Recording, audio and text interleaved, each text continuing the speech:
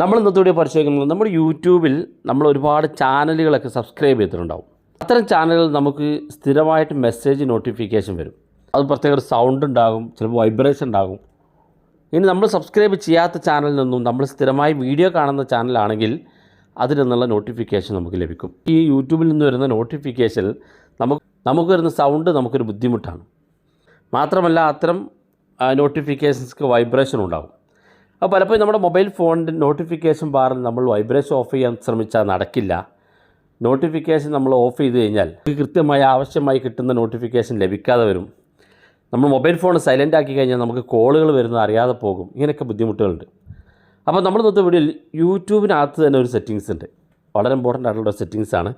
അത് നിങ്ങൾ ചെയ്തു വെച്ചാൽ നിങ്ങൾക്ക് ഷെഡ്യൂൾ ചെയ്ത് ഇന്ന സമയത്ത് വേണ്ട എന്നാണെങ്കിൽ അങ്ങനെ സെറ്റ് ചെയ്യാം.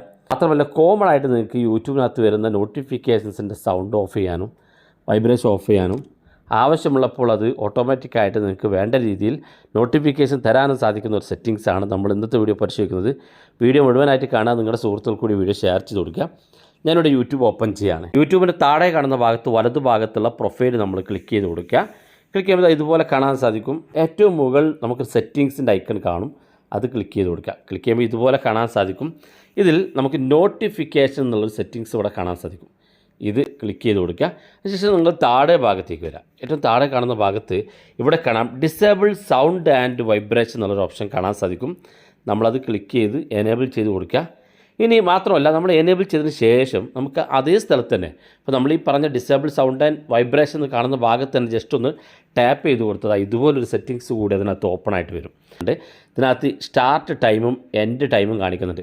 ഉദാഹരണത്തിന് നിങ്ങൾ രാത്രി കിടന്നുറങ്ങുന്ന സമയത്ത് നിങ്ങൾക്ക് യൂട്യൂബിനകത്തുള്ള നോട്ടിഫിക്കേഷൻ ശല്യമാണെങ്കിൽ ആ സമയത്തേക്ക് മാത്രം നിങ്ങൾക്ക് നോട്ടിഫിക്കേഷൻ ഓഫ് ചെയ്ത് വെക്കാൻ സാധിക്കും.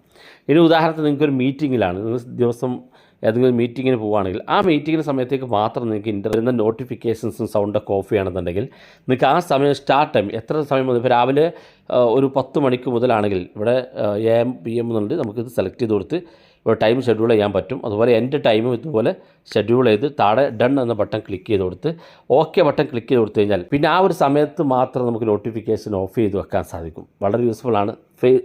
യൂട്യൂബിനകത്തുള്ള സെറ്റിങ്സാണ്. വീഡിയോ ഇഷ്ടപ്പെട്ടെങ്കിൽ നിങ്ങളെ സുഹൃത്തുക്കൾക്ക് മറക്കാതെ ഷെയർ ചെയ്ത് കൊടുക്കുക. ഇതുപോലുള്ള വ്യത്യസ്തമായ അറിവുകളുമായി നമുക്ക് അടുത്ത വീഡിയോയിൽ കാണാം.